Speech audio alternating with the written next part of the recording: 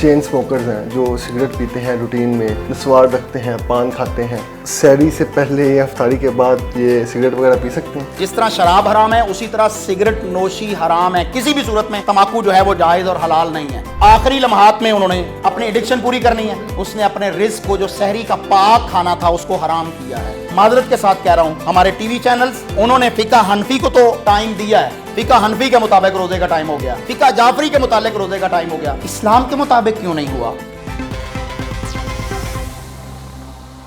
مریض, سفر میں جانے والا, ان کے لیے کیا پیغام ہے؟ شوگر جیسے ایک عام بیماری ہو چکی ہے, ہر دوسرے بندے کو شوگر ہے, وہ انسولین کا استعمال کرتے ہیں, میڈیسنس کا استعمال کرتے ہیں, تو روزے کی حالت میں کیا انسولین لگائی جا سکتی ہے؟ کیا شوگر کی دوائی لی, جیسے جو کمپلسری دوائیاں ہیں کچھ بیماریوں کی جو آپ نے کھانی ہی کھانی ہے, ان کے لیے کیا حکم ہے؟ اچھا جی, اللہ رب العالمین اتنا غفور الرحیم ہے, وہ ہم پر اتنا مہربان ہے کہ ہم اس کا تصور نہیں کر سکتے. قرآن مجید میں اللہ تبارک و تعالیٰ نے رمضان کے احکام و مسائل بیان کرتے ہوئے یہ فرمایا کہ اگر تم سفر کی حالت میں ہو یا بیماری کی حالت میں ہو تو رمضان کے فرضی روزے نہیں رکھیں گے. ان دنوں میں آپ کو چھٹی ہے, جب آپ کی بیماری ختم ہو جائے آپ روزہ رکھ لیں گے. رمضان کے بعد بھی آپ کو اجر و ثواب وہی ملے گا. اور اگر آپ سفر کی حالت میں ہیں, سفر کی حالت میں روزہ نہیں رکھیں گے, جب آپ کا سفر ختم ہو جائے گا جتنے روزے آپ کے رہ گئے آپ وہ رمضان کے بعد اسے پورا کر لیں گے, آپ کو اجر و ثواب پورا ملے گا. ایک بات. دوسری بات یہ ہے کہ کچھ لوگ ایسے ہوتے ہیں جو دائمی مریض ہوتے ہیں, جیسا کہ شوگر ایک ایسی بیماری ہے جو ختم ہونے کا نام نہیں لیتی, حالانکہ اس کا علاج ہو سکتا ہے اور ہوتا ہے, لیکن ہمارے جو ہے وہ لائف سٹائل ایسا ہے کہ ہم شوگر سے جان ہی نہیں چھڑانا چاہتے. تو وہ لوگ جو انسولین لیتے ہیں یا شوگر کے مریض ہیں انہیں روزہ رکھنا چاہیے. ان کے لیے یہ روزہ ان کے اس شوگر کے اندر بہت ہی زبردست ممد و معاون اور علاج ثابت ہو سکتا ہے. وہ مریض کے جن کو کینسر جیسا موذی مرض ہے, اگر وہ روزہ رکھیں گے تو ان کو کینسر سے ہیلپ آؤٹ ملے گی روزے کی وجہ سے, کیونکہ ایسے سیلز جب آپ 12 سے 14 گھنٹے جو ہے وہ بھوکے اور پیاسے رہتے ہیں تو آپ کی باڈی کا اپنا جو میکانزم ہے وہ آپ کے مردہ سیلز کو, بیمار سیلز کو خود طاقتور سیل جو ہے وہ کھانا شروع کر دیں گے. تو آپ کی وہ جو کیمو تھراپی آپ ہزاروں روپے دے کر یا لاکھوں روپے دے کر کیمو تھراپی کرواتے ہیں, یہ اللہ رب العالمین کی طرف سے آپ کے لیے کیمو تھراپی ہوگی. رمضان کا روزہ اس لیے آپ پر فرض کیا گیا کہ رمضان میں آپ تقوی و طہارت حاصل کریں, اور دوسرا آپ کی باڈی کے اندر جو فاضل مادے موجود ہیں جو بیماریوں کے ذرائع بنیں گے, سورس بنیں گے, وہ بیماریوں کے لیے آپ کا پیش خیمہ ہوگا. آپ اس رمضان کے روزے رکھ کر ان بیماریوں سے نجات لینے کے لیے پاور لیں گے. اس کے لیے آپ کے جسم کے اندر امیونٹی ہوگی, آپ کا نظام جو ہے وہ امیون وہ پاورفل ہوگا. تو آپ نے روزہ رکھنا ہے. ایک, اگر آپ کو انسولین لگتی ہے تو آپ روزے کی حالت میں انسولین لگا سکتے ہیں. روزے کی حالت میں انسولین کا انجیکشن لیا جا سکتا ہے, اور یہاں پر بہت ہی واضح طور پر کہہ سکتا ہوں کہ وہ انجیکشن یا وہ ایسا ٹریٹمنٹ جو آپ کی صرف سکن میں لگتا ہو, چاہے وہ پین کلر ہی کیوں نہ ہو, تو وہ لینا اور جائز ہے. ایسا انجیکشن جو آپ کی وینز میں لگتا ہے وہ آپ کے لیے جائز نہیں ہے. ڈرپ لگوانا جائز نہیں ہے روزے کی حالت میں. ہاں, اگر کسی کو ایمرجنسی ہو جائے, اس کی جان کو خطرہ ہو تو روزہ توڑا جا سکتا ہے, اس کی جان بچانا فرض ہے. اور پھر وہ جو روزہ توڑا ہے رمضان گزرنے کے بعد اس ایک روزے کی قضا ہوگی جو آپ سے چھوٹ گیا ہے, اس پر 60 روزوں والا کفارہ نہیں ہوگا.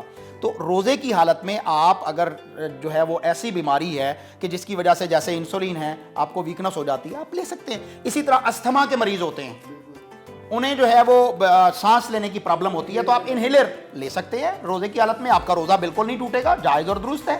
یہ ایسے ہی ہے جیسے آپ کے جسم میں آکسیجن جو ہے وہ آ رہی ہے, آپ سانس لے رہے ہیں, یا کہیں پر آپ جو ہے وہ دھوئیں والی جگہ پر ہیں تو دھواں آپ کے نتنوں میں جا رہا ہے, یا کسی گرد و غبار والی جگہ پر ہیں تو گرد و غبار آپ کے نتنوں سے جو ہے یا منہ سے آپ کے جسم کے اندر داخل ہو رہا ہے, تو یہ اسی طرح کا انہیلر ہوگا. آپ کا روزہ جائز اور درست ہوگا. آپ نے روزہ رکھنا ہے, اللہ رب العالمین سے مدد طلب کرنی ہے, آپ کی بیماری میں بھی آپ کو شفا مل سکتی ہے اور آپ کو اللہ کی طرف سے راحت اور آسانی ہو سکتی ہے. اچھا علامہ صاحب, ہم نے تمام لوگوں کے متعلق گفتگو کی.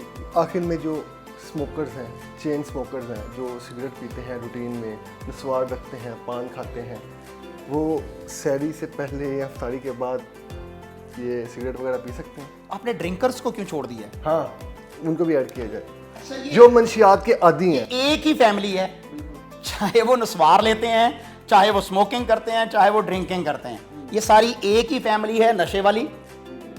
تو انہیں تو اپنے آپ کو بچانا چاہیے. جس طرح شراب حرام ہے اسی طرح سگریٹ نوشی حرام ہے, کسی بھی صورت میں تمباکو جو ہے وہ جائز اور حلال نہیں ہے, تو اس سے جو ہے وہ رکنا ہے. عام طور پر لوگ جو ہیں وہ چین سموکر ہوتے ہیں, لیکن رمضان میں ان کو اللہ تعالیٰ قوت دے دیتا ہے, وہ روزے کے 12-14 گھنٹے جو بھی ٹائم ہے اس میں وہ نہیں رکھتے, سموکنگ نہیں کرتے, لیکن سحری کے آخری لمحات میں انہوں نے اپنی ایڈکشن پوری کرنی ہے. تو یہ روزے کا مطلب نہیں سمجھا اس نے اپنے رزق کو جو سحری کا پاک کھانا تھا اس کو حرام کیا ہے. روزہ افطار کرتے وقت سب سے پہلے سموکنگ ہوگی. سموکر نہ کھجور نہ پانی, نمک کا ایک ذرا سا لیا اور ادھر سے سگریٹ شروع, اس کے بعد کچھ کھانا پینا ہے. تو پہلی بات یہ ہے کہ نمک کے ساتھ روزہ افطار کرنا یہ بدعت ہے, اس کا کوئی ثبوت نہیں ہے. افضل جو ہے وہ یہ ہے کہ روزے کی افطاری آپ کھجور کے ساتھ کریں. اگر آپ کو کھجور میسر نہیں ہے تو آپ پانی کے گھونٹ کے ساتھ جو ہے وہ روزہ افطار کر لیں. ٹھیک ہے, یہ جو نمک والا کنسیپٹ ہے یہ پتہ نہیں کہاں سے آ گیا, اسلام میں اس کا کوئی تصور نہیں ہے, یہ لوگوں کے اندر جھوٹ ہے جو پھیلا ہوا ہے اور اس کو آج تک کسی نے ڈائگنوز نہیں کیا. تو اللہ کے لیے ایسی چیزوں کو چھوڑیے اور روزہ افطار کرنے میں جلدی کیجیے. جلدی کا مطلب کیا ہے, سورج غروب ہو, اوپر والا کنارہ غروب ہوا, روزے کا ٹائم جو ہے وہ ختم ہو گیا, آپ روزہ افطار کر لیں گے. اور اگر آذان لیٹ بھی ہے, آپ روزہ جیسے ہی اگر آپ کو پتہ چلا ہے, آپ کھلے میدان میں ہیں, ویسے تو ہم شہروں میں بیٹھے ہیں نا, لاہور جیسے شہر میں تو ہمیں سورج دن کو بھی بڑا مشکل سے دیکھنے کو ملتا ہے, تو اگر آپ کھلے میدان میں ہیں تو جیسے ہی رسول اللہ صلی اللہ علیہ وسلم کا طرز عمل صحیح البخاری کے اندر ہے کہ سورج غروب ہوا, آپ نے اسی وقت جیسے ہی اوپر کا کنارہ غروب ہوتا ہے آپ نے روزہ افطار کر لیا. تو اگر آپ کیلنڈر کے اوپر چل رہے ہیں تو ہمارے یہاں پر معذرت کے ساتھ کہہ رہا ہوں, ہمارے ٹی وی چینلز انہوں نے فقہ حنفی کو تو ٹائم دیا ہے, کیلنڈر کے اوپر باقاعدہ مارجن ہوتی ہے, فقہ حنفی کے مطابق روزے کا ٹائم ہو گیا, فقہ جعفری کے متعلق روزے کا ٹائم ہو گیا, اسلام کے مطابق کیوں نہیں ہوا؟ واہ واہ, بڑی خوبصورت بات کی. روزہ تو اسلام میں تھا, ہم نے اسکول آف تھاٹس کے اندر اس کو بانٹ دیا ہے. یہ بہت جو ہے وہ تکلیف والی بات ہے. رسول اللہ صلی اللہ علیہ وسلم کے روزے کے اندر افطاری میں احتیاط کا ٹائم نہیں تھا. یہاں ہمارے حنفی بھائی بھی 5 منٹ روزے کی سورج غروب ہو جانے کے بعد احتیاط کرتے ہیں, اور جو تشیع ہیں وہ 10 منٹ تقریباً لیٹ کر لیتے ہیں, ان کا تو مسئلہ ہی اور ہے نا.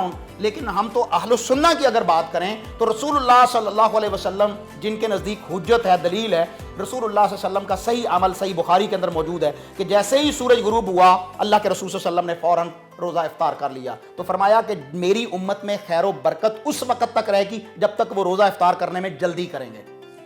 روزہ افطار کرنے میں جلدی اور روزہ رکھنے میں دیر, تو یہ سنت ہے رسول اللہ صلی اللہ علیہ وسلم کی. اب روزہ افطار کرتے ہوئے عام طور پر کیلنڈرز کے اوپر بھی, ریڈیوز کے اوپر بھی, ٹی وی چینلز کے اوپر بھی روزہ افطار کرنے کی دعا ہوتی ہے, اللہم انی لک صمت وبک آمنت وعلیک توکلت وعلی رزقک افطرت. یہ ٹوٹل دعا رونگ نمبر ہے. پوری ذمہ داری سے کہہ رہا ہوں, خم ٹھوک کے کہہ رہا ہوں, کسی عالم کے پاس اس دعا کا کوئی ثبوت نہیں ہے. آپ سمجھتے ہیں کہ یہ دعا جو ہے وہ اللہم انی لک صمت وبک آمنت وعلیک توکلت وعلی رزقک افطرت, یہ الفاظ رسول اللہ صلی اللہ علیہ وسلم کے نہیں ہیں, یہ بنائے ہوئے ہیں. آپ روزہ افطار کرتے ہوئے بسم اللہ پڑھیں گے, بسم اللہ پڑھ کے آپ کے پاس پانی ہے, کھجور ہے, جو بھی کھانا ہے آپ اس کے ساتھ اپنا روزہ افطار کر لیں گے. جب آپ روزہ افطار کر رہے ہیں اس کے درمیان میں یا جب آپ نے افطاری مکمل کر لی ہے تو تب رسول اللہ صلی اللہ علیہ وسلم کی حدیث ہے جو آپ یہ دعا کیا کرتے تھے کہ اللہ کے نبی صلی اللہ علیہ وسلم جب روزہ افطار کرتے تو اس وقت فرماتے ذہب الظمأ وابتلت العروق وثبت العجر انشاءاللہ. ذہب الظمأ وابتلت العروق وثبت العجر انشاءاللہ. سنن نبی داؤد کی صحیح حدیث ہے. لوگوں سے دین چھپایا کیوں گیا ہے مجھے تو یہ نہیں سمجھ آتی, اور اپنی طرف سے بنایا ہوا دین لوگوں تک پہنچایا گیا ہے اور اس پر لوگ ضد بھی کر رہے ہیں. میں آپ کے چینل کی وساطت سے یہ بات کر رہا ہوں نا, علماء کرام بیٹھیں یہ روایت نکالے تو صحیح کہاں ہے. ترمذی کے اندر ہم کہہ رہے ہیں کہ آپ اس بات کو کوئی چیلنج کر کے دکھائیں. جی بالکل چیلنج کر کے دکھائیں, میرا چیلنج ہے. آپ دیکھیے سنن ترمذی کے اندر روایت ہے روزہ افطار کرنے کی دعا, اللہم انی لک صمت وعلی رزقک افطرت. کتنے الفاظ؟ اللہم انی لک صمت وعلی رزقک افطرت. یہ سنن ترمذی کے اندر ہے لیکن اس کی سند ضعیف ہے, ثابت نہیں ہے.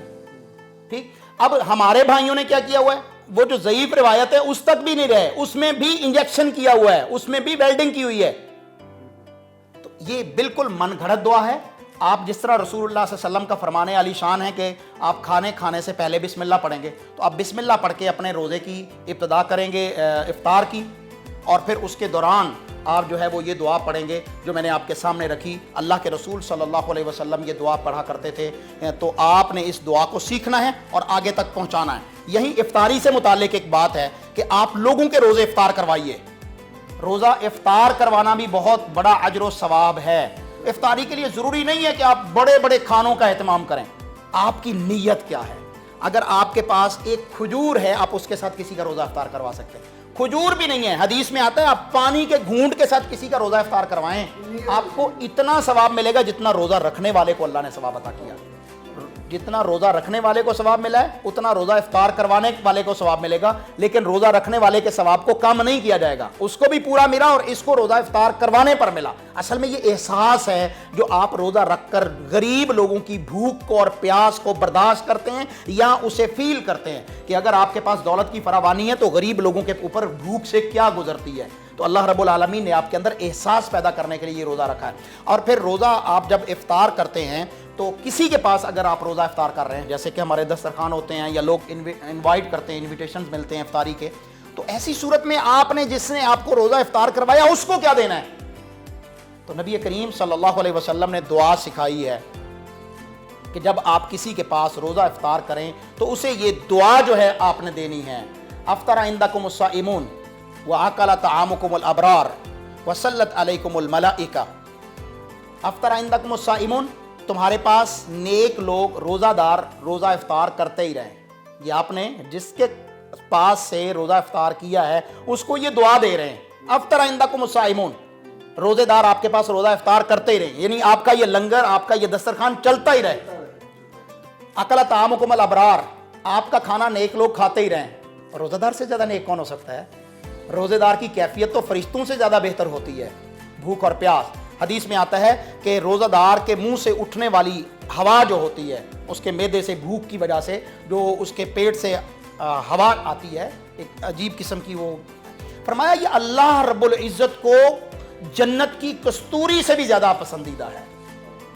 تو آپ نے روزہ افطار کرتے ہوئے کسی کے پاس روزہ افطار کیا تو کیا کہنا ہے؟ افطر عندکم الصائمون واکل طعامکم الابرار وصلت علیکم الملائکہ، نیک لوگ تمہارے پاس روزہ افطار کرتے رہیں، روزہ دار نیک لوگ تمہارا کھانا کھاتے رہیں، اور فرشتے تمہارے اوپر رحمت کی دعا کرتے رہیں۔ جس کے دسترخوان سے آپ نے کھایا ہے اس کو آپ نے اتنے خوبصورت تحفے کے ساتھ جو ہے وہ نوازنا ہے۔ اچھا علامہ صاحب، مجھے ایک چیز بتائیے گا کہ تراویح کا کانسیپٹ جو ہے اس حوالے سے بتائیے گا کہ روزے دار کے لیے تراویح کتنی ضروری ہے؟ اور عموماً ہم دیکھتے ہیں چاہے وہ ینگسٹرز ہوں یا جو ہے وہ بزرگ ہوں، تراویحوں سے یا عشاء کی نماز سے اس لیے بھاگتے ہیں جی بہت لمبی ہے، اس حوالے سے بھی تھوڑا سا بتا دیجیے۔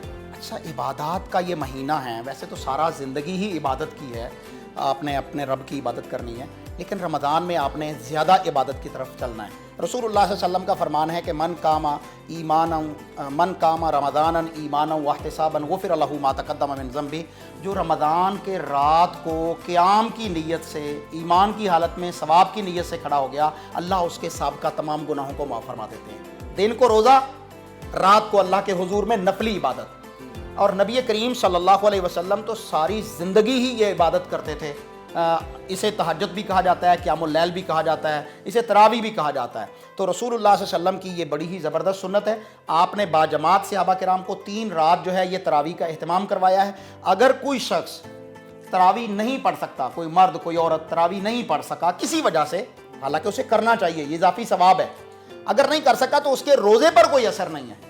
صحیح، مطلب تراویح پڑھنا ثواب ہے، لیکن اگر آپ ان کیس نہیں پڑھ سکے تو اس سے آپ کے روزے پہ کوئی امپیکٹ نہیں ہے۔ تراویح نفلی عبادت ہے اور روزہ فرض ہے۔ تراویح نہ پڑھنے کی وجہ سے آپ فرض روزہ نہیں چھوڑیں گے، لیکن اس کا مطلب یہ بھی نہیں ہے کہ آپ جو ہے قیام اللیل یا قیام رمضان یا تراویح جو ہے وہ پڑھیں گے ہی نہیں۔ یہ اضافی عبادت ہے، رسول اللہ صلی اللہ علیہ وسلم کی سنت ہے، صحابہ کرام رضوان اللہ علیہ مجمعین کا طرز ہے، طرز طریقہ ہے، لہذا اس کو اختیار کریں گے۔ اور رسول اللہ صلی اللہ علیہ وسلم نے جو 3 رات تراویح پڑھائی تھی وہ بالاتفاق 3 رات جو تراویح پڑھائی تھی بالاتفاق وہ 11 رکعت تھی۔ اور اماں جان عائشہ رضی اللہ عنہا کی حدیث بھی ہے صحیح البخاری کے اندر کہ 11 رکعت سے زیادہ آپ جو ہے وہ رمضان ہوتا یا غیر رمضان آپ نہیں پڑھتے تھے، لیکن رمضان میں جو 3 رات رسول اللہ صلی اللہ علیہ وسلم نے جماعت کروائی وہ 11 رکعت سے زیادہ نہیں تھی۔ آپ تھوڑا پڑھ لیجئے، لیکن पढ़िए वो जो सुन्नत से साबित हो। और कुछ लोग फिर, मैं खास तौर पे कुर्राए किराम को कहूँगा जो तरावी पढ़ा रहे होते हैं, वो इतनी स्पीड पे चल रहे होते हैं कि 1 to 5 भी उनका मुकाबला नहीं करता। तो ये कुरान मजीद की जो है वो आप हक नहीं अदा कर रहे बल्कि उसका इंसल्ट कर रहे हैं। कुरान इस तरह पढ़ें कि दिलों में उतरे, रूह को सुकून मिले। आप स्पीड से पढ़ रहे हैं तो ये ठीक नहीं है। आप स्लोली पढ़ें, आराम से पढ़ें, इत्मीनान के साथ पढ़ें। आप सुन्नत के मुताबिक तरावी को भी अदा कीजिए, ये बहुत बड़ा हिस्सा है इबादत का। अल्लाह रब्बुल आलमीन आपको रमज़ान के रोज़े जिस तरह रखने का हक़ है उसकी तौफीक अता फरमाए। जी बहुत शुक्रिया। अल्लामा अब्दुल क़य्यूम साहब हमारे साथ मौजूद थे, आपने इनकी गुफ्तगू मुलाहिज़ा की। आपके अगर कोई सवाल है तो आप कमेंट सेक्शन में ज़रूर कीजिएगा। तब तक के लिए अपने मेज़बान को दीजिए इजाज़त। अल्लाह के बाद।